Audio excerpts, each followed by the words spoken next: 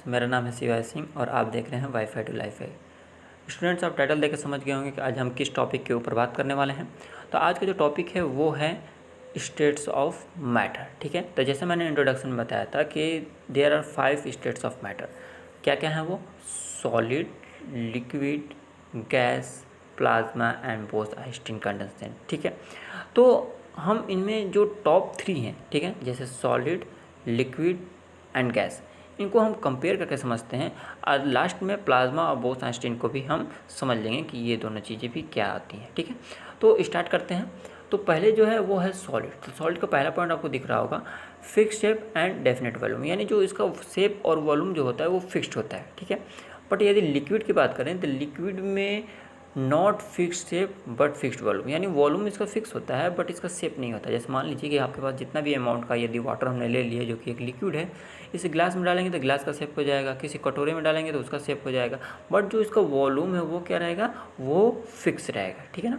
लेकिन यदि हम गैस की बात करें तो गैस में ना ही शेप फिक्स रहता है और ना ही वॉल्यूम फिक्स रहता है। ठीक है ना, क्योंकि इसे आप किसी भी शेप में यदि आप डालते हैं तो उसका शेप ले लेता है और वॉल्यूम भी क्या करता है? इंक्रीज डिक्रीज होने लगता है, क्योंकि ये कंप्रेसिबल होते हैं। हम आगे बात करेंगे। ठीक है ना। और जो नेक्स्ट पॉइंट है उस पर आते हैं। तो नेक्स्ट पॉइंट हमारा क्या है? तो नेक्स्ट पॉइंट है हमारा inner particle distance are smallest. ठीक है ना, यानी जो डिस्टेंस होते हैं पार्टिकल्स के, सॉलिड के जो पार्टिकल्स उनके बीच में जो डिस्टेंस है बहुत ही कम, यानी सबसे कम, स्मॉलेस्ट शब्द का इस्तेमाल किया गया है। ठीक है ना, यानी सबसे कम होते हैं। बट यदि हम लिक्विड की बात करें तो inner particle distance are larger. ठीक है ना, larger but compare to solid. ठीक है ना, यानी सॉलिड के कंपेयर में लिक्विड के जो इनर पार्टिकल्स हैं उनके बीच में क्या होता है? थोड़े थोड़े स्पेस होते हैं, डिस्टेंस होते हैं। ठीक है, लेकिन यदि गैस की बात करें तो inner particle distance are largest, यानी सॉलिड लिक्विड के कंपेयर में सबसे ज़्यादा जो पार्टिकल्स के बीच में, इनर पार्टिकल्स के बीच में जो डिस्टेंस होता है वो सबसे ज़्यादा गैस में होता है। ठीक है ना। थर्ड वन क्या है? तो थर्ड वन आपका है कि सॉलिड जो क्या होते हैं? इनकम्प्रेसिबल होते हैं, यानी हम इसे दबा नहीं सकते। ठीक है, जैसे दबाएंगे आप तो वो क्या होगा? वो टूट जाएगा। लेकिन हालांकि हम अभी क्लास 9th में हैं, जैसे आप क्लास 11th वगैरह में जाएंगे तो उसमें आपको पढ़ने को मिलेगा कि सॉलिड भी 2 टाइप्स के होते हैं, एक एमार्फस होता है और एक क्रिस्टल होता है। यहाँ पर हम क्रिस्टल ही लेके चलेंगे क्योंकि एमार्फस में आपका रबड़ भी आ जाता है, उसे हम कंप्रेस कर सकते हैं, बट उसे आप ध्यान मत दीजिए। आप अभी क्लास 9th में हैं तो आप इसे फोकस कीजिए कि जो आपका सॉलिड होता है वो इनकम्प्रेसिबल होता है, यानी वो क्रिस्टल वाला जो सॉलिड है उसके ऊपर बात कर रहे हैं, क्योंकि उसके दबाने पे क्या होगा? वो ब्रेक हो जाएगा, टूट जाएगा। बट यदि लिक्विड की बात करें तो ऑलमोस्ट कंप्रेसिबल। ठीक है ना, यानी सॉलिड के कंपेयर में हम लिक्विड को थोड़ा सा क्या कर सकते हैं? कंप्रेस कर सकते हैं। लेकिन गैस की बात करें तो ये हाईली कंप्रेसिबल है, बहुत ही आसान, हमें मालूम है। किसी भी गुब्बारे में हम हवा भर के उसको हल्का सा कंप्रेस तो कर ही देते हैं, यानी कंपेयर में, यहाँ पर कंपेयर कर रहा हूँ मैं। ठीक है ना, तो सॉलिड लिक्विड के कंपेयर में गैस जो होता है वो ज़्यादा क्या होता है? आपका कंप्रेसिबल होता है। ठीक है ना। अब आते हैं जो आपका नेक्स्ट पॉइंट है। नेक्स्ट पॉइंट क्या है? High density and do not diffuse. ठीक है, तो ये तो बहुत आसान चीज़ है। सॉलिड क्या होता है? इसकी डेंसिटी हाई होगी लेकिन ये डिफ्यूज़ नहीं होगा। डिफ्यूज़ का मतलब जैसे डिफ्यूज़न का प्रोसेस एक होता है, यानी आप विदाउट एक प्लेस से दूसरे प्लेस चला जाएगा। ठीक है ना, without any force apply bye anyone. तो वो चीज़ें क्या होती हैं? इसमें नहीं होती हैं, डिफ्यूज़ नहीं हो सकता। लेकिन यदि हम इसकी बात करें लिक्विड की तो डेंसिटी क्या होती है? लोअर होती है। किसके कंपेयर में? तो ये कंपेयर में सॉलिड के कंपेयर में इसकी डेंसिटी जो होती है वो कम होती है और डिफ्यूज़ भी हो सकता है। ठीक है ना, डिफ्यूज़ हो सकता है। लेकिन यदि हम बात करें गैस की तो गैस क्या है? Density is least and diffuse. ठीक है ना, इसका मतलब कि डेंसिटी सबसे कम है। लीस्ट शब्द का इस्तेमाल किया, ध्यान दीजिएगा। ये क्या है? एकदम कम है और ये डिफ्यूज़ हो सकता है। डिफ्यूज़ जैसे मान लीजिए कि यदि हम अगरबत्ती एक रूम में जलाते हैं तो पूरे रूम में, हमारा जितना भी रूम है घर में, वो पूरे में उसकी स्मेल जाती है। खाना किचन में बनता है लेकिन होता क्या है कि पूरे वो रूम में उसकी स्मेल जाने लगती है। तो ये क्या बताता है कि जो गैस है वो सबसे ज़्यादा डिफ्यूज़ हो सकता है लेकिन डेंसिटी क्या होगी? सबसे कम होगी। क्लियर। अब आगे चलते हैं। अगला जो पॉइंट है, नेक्स्ट पॉइंट, आप चाहें तो वीडियो को पॉज करके ये पूरी तरह से जो हमने ये जो बनाया है स्ट्रक्चर कंपेयर के साथ साथ स्पेशली प्लाज्मा और बोथ आइंस्टीन कंडेंस्ड के लिए आप अपने नोट में लिख सकते हैं, क्योंकि ये बहुत ही आपके लिए हेल्पफुल होगा। आइए चलते हैं नेक्स्ट पॉइंट। नेक्स्ट पॉइंट क्या है कि inner particle force of attraction are strongest, यानी सॉलिड का जो इनर पार्टिकल्स हैं उनके बीच में जो अट्रैक्शन है, ठीक है ना, वो लिक्विड गैस के कंपेयर में बहुत ही ज़्यादा है, ठीक है ना, सबसे कंपेयर में ज़्यादा है। क्योंकि आपको फिगर में दिख रहा होगा, देखिए कितना कंजेस्टेड है, सब एक दूसरे के पास है। तो इनर पार्टिकल्स के बीच में जो फोर्स ऑफ अट्रैक्शन होता है सॉलिड में, वो स्ट्रॉन्गेस्ट होता है, सबसे ज़्यादा, ठीक है। लेकिन यदि हम लिक्विड की बात करें तो लिक्विड में inner particle force of attraction weaker होता है, वीक नहीं होता है, वीकर होता है, यानी कंपेयर टू सॉलिड। यानी सॉलिड के कंपेयर में जो लिक्विड के जो पार्टिकल्स होते हैं उनके फोर्स ऑफ अट्रैक्शन क्या होता है, थोड़े वीक होते हैं। इसलिए देखिए बीच में थोड़े बहुत क्या है, थोड़े बहुत स्पेस हैं, जो कि क्या बताते हैं कि ये थोड़े से फोर्स ऑफ अट्रैक्शन कम है। लेकिन यदि गैस की बात करें तो inner particles force of attraction are weak है, सबसे कम। देखिए कितना रेयर है सब। इसीलिए क्या होता है कि एयर कहीं भी चला जा सकता है, आ सकता है, ठीक है ना। तो ये हमारे लिए एडवांटेज भी है। तो सॉलिड में सबसे ज़्यादा force of attraction, then liquid, और हम कह सकते हैं कि एकदम कम जो होता है यानी वीकेस्ट होता है वो होता है गैस में force of attraction between the inner particles, ठीक है। जो लास्ट पॉइंट है कंपेरेबल में, वो है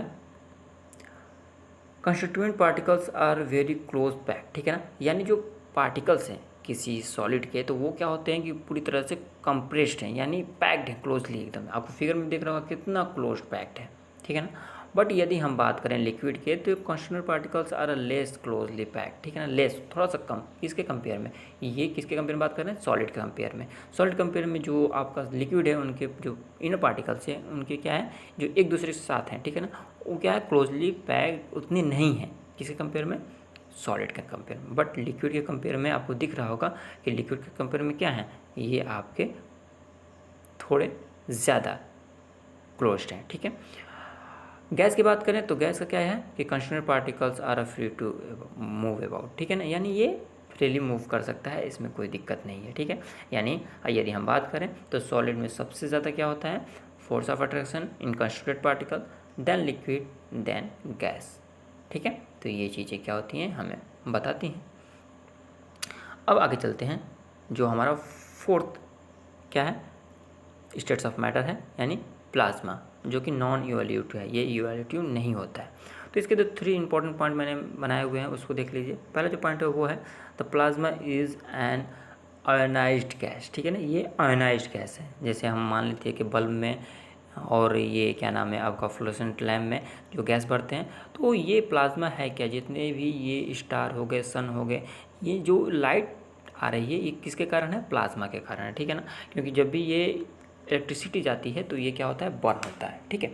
और ये क्या है, दूसरा पॉइंट कि plasma is a very good conductor of electricity and is affected by magnetic field. क्योंकि ये क्या है, हम जानते हैं कि मैग्नेटिक फील्ड का इफेक्ट तो होगा ही आपका इलेक्ट्रिसिटी के साथ। तो इलेक्ट्रिसिटी का बहुत ही गुड कंडक्टर क्या है, प्लाज्मा है, जो कि एक गैस है, ठीक है ना। और ये क्या है, मैग्नेटिक फील्ड से ये इफेक्ट होता है।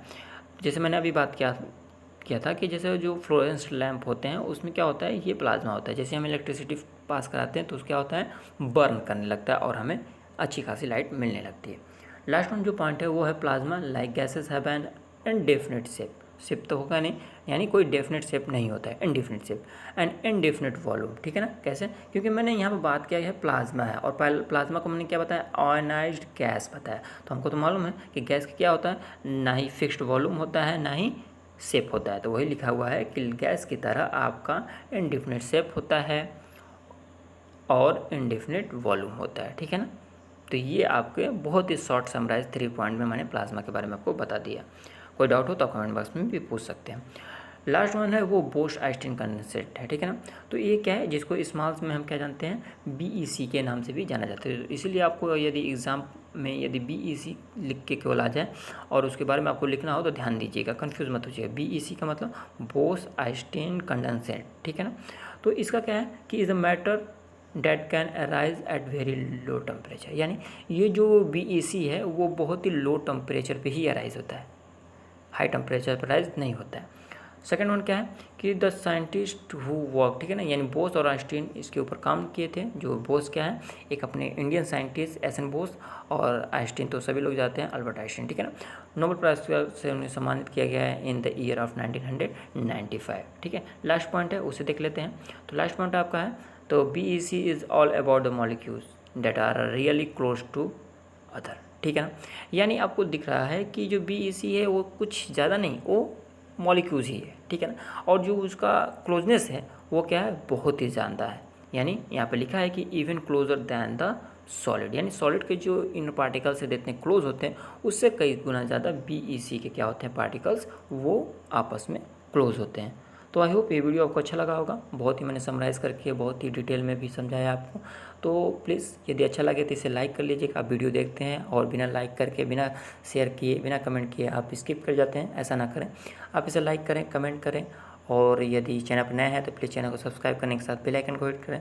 यदि फेसबुक पेज पर हैं तो प्लीज़ पेज को लाइक और फॉलो करें। मिलते हैं एक नए वीडियो के साथ। Thanks for watching.